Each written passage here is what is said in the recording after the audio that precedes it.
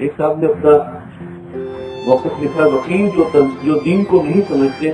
ہرگز اپنی تحریک سے اسلام نہیں لا سکتے، تبصرہ فرمائے۔ میں نے کب کہا اسلام آ جائے گا؟ لکھا میں نے، تو بلکہ آپ نے لیفلیٹ ملے گا، اس میں ایک بات ظاہر کی ہے کہ اگر دینی جماعتیں بھی اس تحریک میں شامل ہو جائیں تو اس کی کچھ کامیابی اگر ہو گئی تو پھر اس کا رخ نفاذ اسلام کی تحریک کی طرف موڑا جا سکتا ہے۔ اور یہ میرے نزدیک وہ جملہ آپ کو مل جائے گا، وہ جو آپ کو ملے گا لیفلیٹ، اس میں یہ جملہ تو میں نے لکھا۔ میرے سامنے ایران کا انقلاب تھا، مخالف پولیٹیکل موومنٹ تھی، لیکن اس کو علماء نے ہائی جیک کیا۔ اسی طریقے سے یہاں بھی ہو سکتا ہے۔ اور آج کے اخبار میں کسی بڑے امریکی کا غالباً یہ بیان آیا ہے کہ پاکستان کے حالات اب ایران کے انقلاب کی طرف جا رہے ہیں۔ یہ آج کے اخبار میں آپ کو بیان کیا ہے۔ ایک سوال یہ ہے کہ تیسری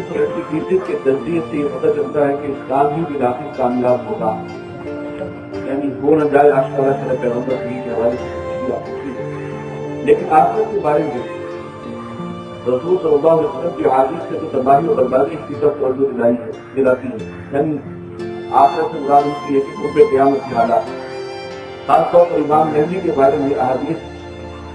ایک ظلم و حادثے کے انتہا کی جانب توجہ دلاتی ہے۔ تو کیا یہ ڈائلیکٹیکل میٹیریلزم کا فلسفہ ایک درست ہے؟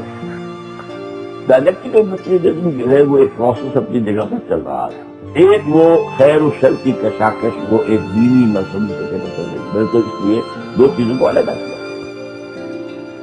یہ ایک نیچرل سا پروسیس ہے جو چل رہا ہے، مادی تبدیلیوں کا۔ اب ظاہر بات ہے جو باتیں حدیث میں آئی ہیں آپ کو معلوم ہے کہ وہ ناز کی بھی آنی ہے، بربادی بھی آنی ہے، اس کے بعد اسلام پہ غلبہ ہونا ہے کہ نہیں ہونا ہے۔ اب اس وقت دنیا جس چوراہے پر کھڑی ہے، کہاں جائیں آپ؟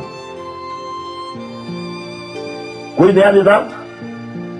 ہاں، نیا نظام ایک درجے میں تو آ چکا ہے، وہ سوشلزم ہے، کمیونزم نہیں، جس میں کہ پرائیویٹ اونرشپ ختم نہیں، پرائیویٹ اونرشپ ہے، لیکن ٹیکسز کے نظام کے ذریعے سے ویلفیئر وہی ہے جو کبھی خلافت راستہ میں تھی۔ مریض کی دیکھ بھال، ملکہ کو جو علاج ملے گا ڈنمارک میں، وہ ایک عام آدمی جو ویلفیئر پر گزارا کر رہا ہے اس کو ملے گا، کوئی فرق نہیں ہوگا۔ ملکہ کا بیٹا شہزادہ جس طرح کے مدرسے میں پڑھے گا، ایک ہی نظام ہے وہیں پر، وہ بھکاری جو ویلفیئر پر گزارا کر رہا ہے اس کا بیٹا بھی ہوگا۔ ہم یہاں تک تو پہنچتے ہیں، آپ کو ماننا چاہیے۔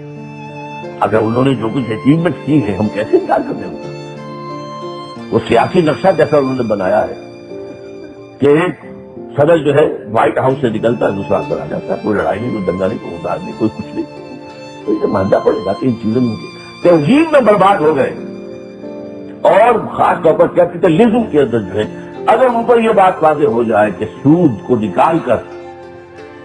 اور جوئے کو نکال کر، بس باقی تو میں نے آپ کو بتایا ہمیشہ، میری کتاب بھی موجود ہے کہ کنٹرولڈ کیپٹلزم اسلام کا باقی نظام ہے، وہ آئے گا انشاءاللہ تعالیٰ،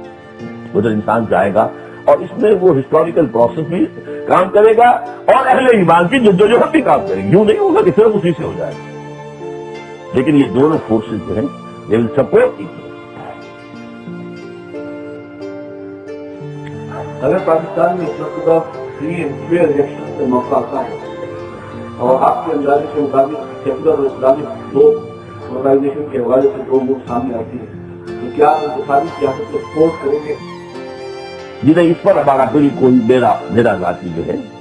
ایبسولوٹ نو، اس پروسیس کی طرف ہمیں سلسلے سے کیا نہیں، ہمیں اپنا داعیانہ کردار برقرار رکھنا ہے، ہمیں ایم پی ایم والوں سے بھی بات کرنی ہے۔ جیسے میں نے ایک بیان دیا تھا ایک مرتبہ، تھوڑی سی سپورٹ بھی کی تھی کہ واحد آدمی ہے ملطاف حسین جو جاگیرداری کے خلاف بات کرتا، بار بار کرتا، بار آپ کو کرتا نہیں،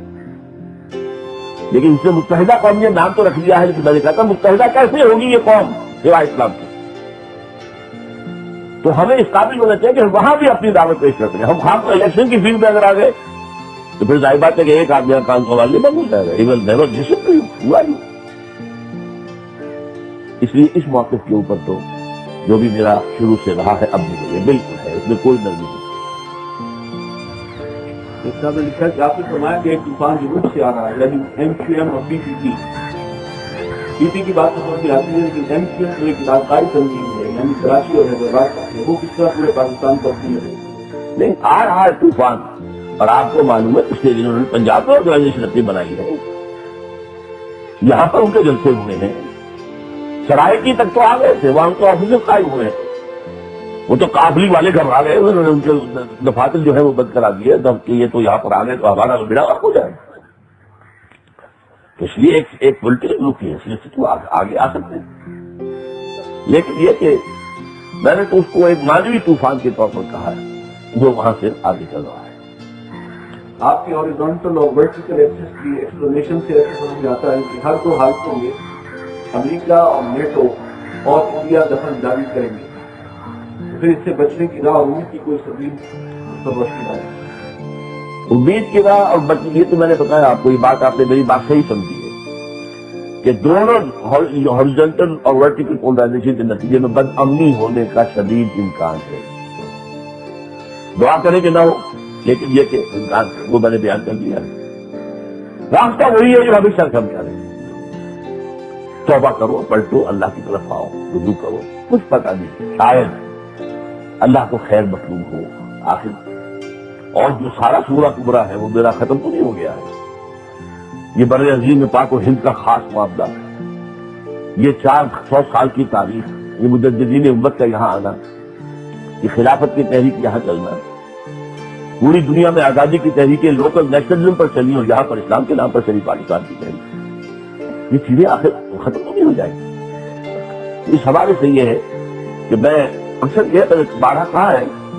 کہ امید و دین کا معاملہ رہتا ہے۔ میں کل یہاں اقبال کے یوم اقبال کے جلسے میں کہہ کے آیا ہوں، میں بہت امید تھا پاکستان کے بارے میں 1985 کے آس پاس، اور اس میں میرا تھیسس کیا تھا، وہ استحکام پاکستان کا جو مقدمہ ہے اس میں 40 صفحے کا مضمون ہے۔ میں نے کہا تھا کہ بنی اسرائیل پر وہ جو کئی سو برس کی غلامی جو مسلط رہی تھی آل فرعون کی، اس کی وجہ سے ان کی شخصیتیں جو ہے کچھ نہیں گئی، ہمت،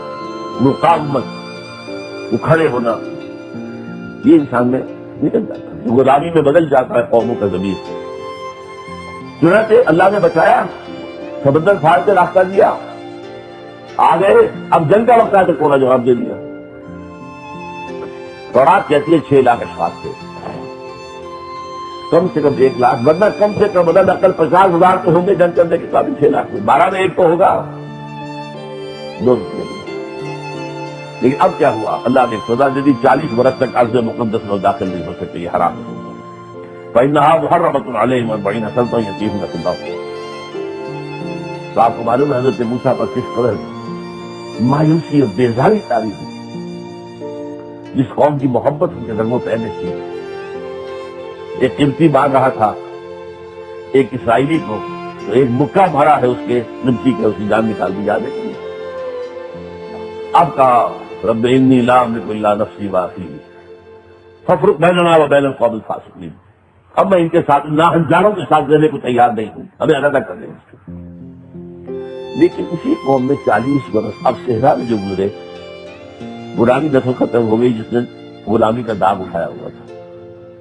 نئی نسل، اور جس کے بارے میں اقبال کہتا ہے کہ فطرت کے مقاصد کی کرتا ہے نگہبانی، یا بندہ صحرائی یا مرد کوہستانی۔